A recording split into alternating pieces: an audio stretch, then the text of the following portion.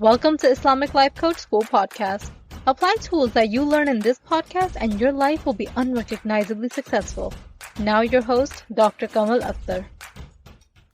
Hello everyone. Peace and blessings be upon all of you. Today we're going to be talking about how your set point affects your worship. Now you have to remember from part 1 what your consciousness set point is. It's the baseline that you're operating from. And in my program, we measure this as an SQ score, or Soulful Intelligence Quotient. This SQ score represents your default operating level, the wavelength at which you interpret life. A low SQ means chronic dysregulation. A higher SQ means regulated perception and access to choice.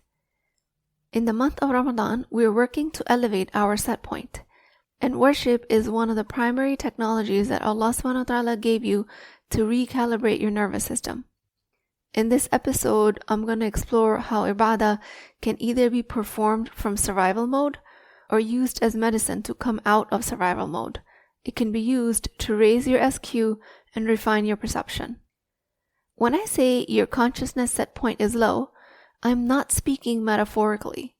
A low SQ is chronic nervous system dysregulation. It is your body living in prolonged survival mode.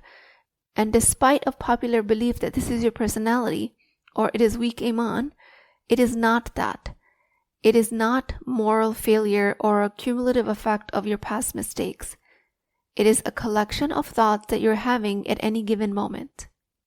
Chronic dysregulation is a system that is adapted to threat, and all of your thoughts and perceptions are either detecting threat or protecting you from it. At a low set point, your thoughts feel factual, urgent, convincing, because your nervous system is primed for danger. And you may call it being realistic or being cautious, but underneath all of it is where your body does not feel safe enough to access choice and thought. In this state, your interpretation engine is compromised and you're working with a very narrowed perception. Chronic dysregulation explains the exhaustion you feel as a woman where your body is cycling between fight, flight, freeze, and fawn responses. And even if you're high functioning and highly productive, you can be in survival mode. A low set point just means that your system is overloaded, and when overload becomes normal, you forget what regulation looks like, and you think that rest is unsafe or unfamiliar, and peace feels foreign. In this state, raising your SQ is not abstract self-improvement. It is teaching your body that the present moment is not the past, and it is expanding your window of tolerance. If a low set point is chronic dysregulation, then a higher set point is regulated perception. And the difference between the two determines whether life feels like a constant threat or you're engaging with it with dignity. And yes, as suggested, it is a skill that you can learn and adopt. A low consciousness set point of chronic dysregulation does something very devastating. It creates an invisible but a gaping distance between the creator and the creation. You are not separated from Allah by sin as much as you're separated by survival thinking about the sin. And until that set point rises, you will keep mistaking your survival thinking as the punishment of your sin. And you will keep mistaking your fear and tension for having high faith. This is where I find a lot of Muslim women saying things like, the more hardships you go through for the sake of Allah, the bigger the reward, isn't it? Now, for sure that is true. If you're going through a hardship with high iman, there is reward for you. And that's something I cannot even claim to know what it is. But what I am bringing your attention to is where your set point keeps your subconscious mind engaged in hardship. Your mind will look for hardship, create it, and it will try to survive hardship. Even when hardship doesn't even exist outside of you. It gets created almost in anticipation. From a low consciousness set point, you do not see the ease, even if it's right next to hardship, which is promised by Allah subhanahu wa ta'ala in Surah 94, Ayah 5 and 6. فَإِنَّ مَعَ الْعُسْرِ يُسْرًا إِنَّ مَعَ الْعُسْرِ يُسْرًا. So surely with hardship comes ease. Surely with that hardship comes ease. You are not metaphorically separated from Allah. You're experientially disconnected due to dysregulated perception. When your nervous system cannot register safety, and without safety you cannot feel closeness, that's when the system is constantly overloaded, and Allah's love and mercy does not feel accessible. In that case, you might keep increasing your ritual, hoping that it will close the gap. But the gap is not behavioral. It is not action-based.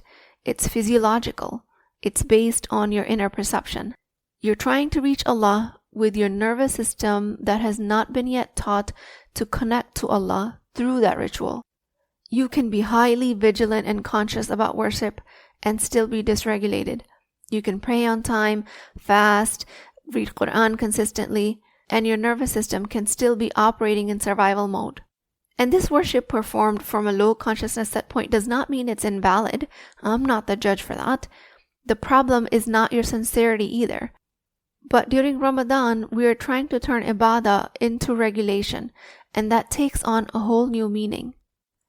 For many of us, we turn to ibadah as a way to regulate ourselves, and many of us have reached that point, alhamdulillah, and it works beautifully. When salah slows you down and you have khushu and connection, when Quran softens your perceptions and brings you ease. But sometimes that does not happen. Sometimes you pray and you still feel agitated. Sometimes you make dua and you still feel restless. That does not mean that it's from Allah, and it does not mean that you're lacking faith. It means that your nervous system may need additional support to come back online that it hasn't received yet.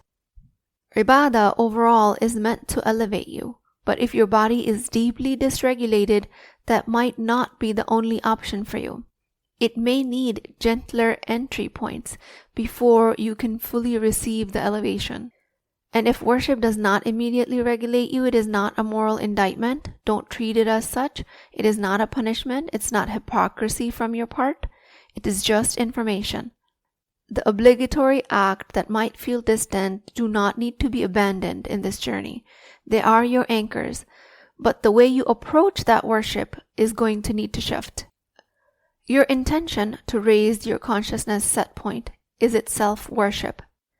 When you engage in this tazkiyah, when you seek self-regulation, when you refine your perception, you are performing ibadah. It is just happening internally.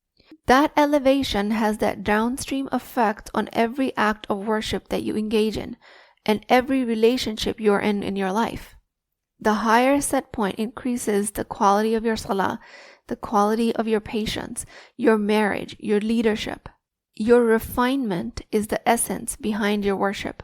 Some people perform rituals, other people experience regulation. On the outside, both of their actions look identical. Both stand in salah, both recite, both are doing adhkar, but internally, something very different is happening. And the difference is not in the act. The difference is in the operating level.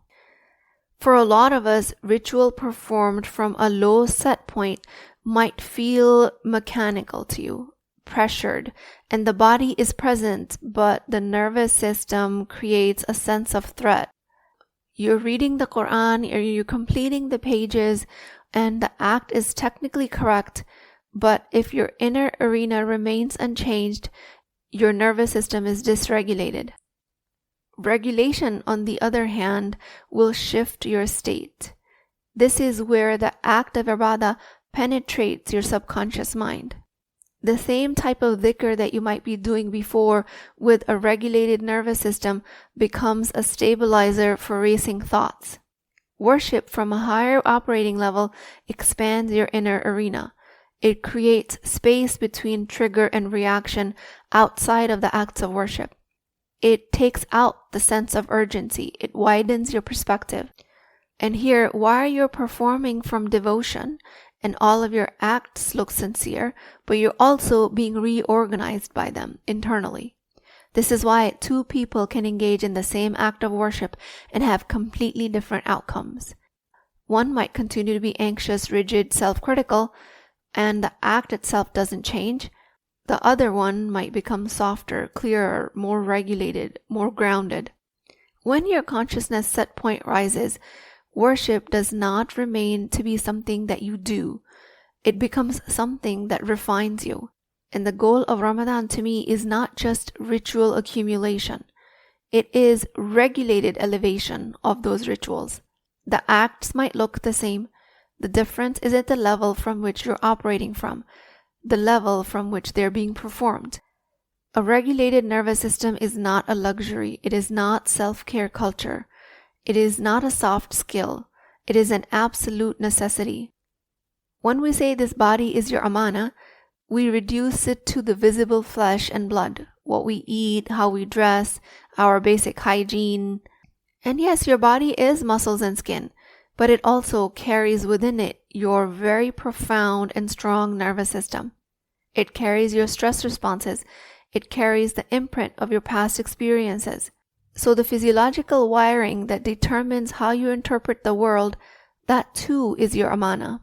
Regulation cannot be performative, not because Allah demands perfection from you, but because perception depends on your state. A chronically dysregulated, braced nervous system will narrow your vision, and it will only work to amplify the threat that might not even be real. It pushes you into fight, flight, freeze, and fawn responses. And you can intend to think well, to assume good, to trust in Allah, but your physiology might be doing something completely opposite.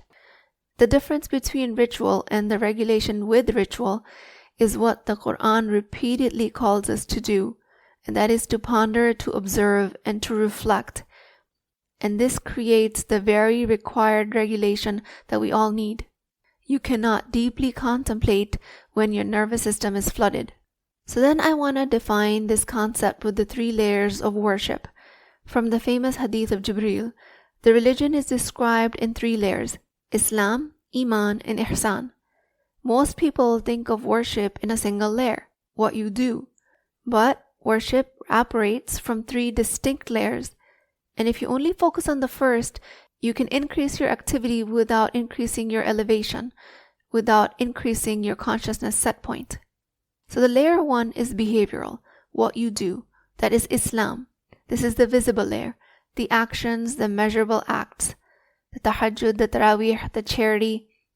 This is the layer most communities emphasize because it is observable and accountable. You either prayed or you did not. You either fasted or you did not. This is measurable, very structured, very disciplined, and this is the layer that matters deeply because the behavior is what anchors you. It shapes your rhythm. It anchors your commitment. This behavior is the container, and without this container, there's no scaffolding of growth. But the behavior itself, like I told you before, does not guarantee your elevation. You can increase layer 1 dramatically and remain internally unchanged. Then comes layer 2, the nervous system, the state you are in. This is your Iman. This is the invisible layer. It is extremely powerful. It is the physiological and the psychological state you bring into the act. Are you grounded or rushed while you're performing your worship? Your nervous system is what determines whether worship lands or it becomes hurried and pressured. If you enter Salah in a fight mode and it constantly feels tense and rushed, your act is there but your engagement is suboptimal. If you enter Salah while you're regulated, the same prayer will heal you. In this layer of ibadah, the act does not change, your state does. Then there is layer 3, the perceptual layer, the interpretation you assign. This is the level of ihsan, and this is the highest layer. This is where your consciousness set point should be operating from. This is the meaning you assign to the act of worship you're engaging in and how you get to experience it. This is what creates a difference between the hardship that you experience in Ramadan as ongoing punishment or outcome of purification. Layer 3 determines if your worship elevates you or leaves you tethered to hardship. 2 people can perform the same act in the same state and still assign a different meaning. One sees growth and the other one sees inadequacy. One sees mercy, the other one sees judgment through their own self-judgment. Layer 3 is where the potential lives, where your highest set point can be. This is the life of ihsan, the disciplined perception, an upgraded internal operating system. All these 3 layers matter. Layer 1 without layer 2 is just mechanical acts. Layer 2 without layer 3 is emotional, but mostly dysregulated emotions if it remains unchecked. And layer 3 is where the mechanics meet the elevation of your soul. When all 3 layers align, the behavior, the regulation, and the refined perception, worship is truly transformative for your own sake. While the same worship might live in your daily schedule as actions, it also reorganizes your nervous system. It elevates your consciousness set point. It changes how you experience qadr itself. Inshallah, in this month, you accumulate a wealth of rewards through your acts of ibadah, all while refusing to let gravity win, and you raise your consciousness set point and let your worship reorganize you. With that, I pray to Allah subhanahu wa ta'ala, Ya Allah, do not let my nervous system distort the mercy that you have on me. Do not allow my fear to speak louder than your promise of mercy. Upgrade my perception so I can see the ease with the hardships. Raise my set point of perception and make my worship reorganize me only to get closer to you. Ameen Ya Rabbal Alameen. Please keep me in your du'as. I will talk to you guys next time.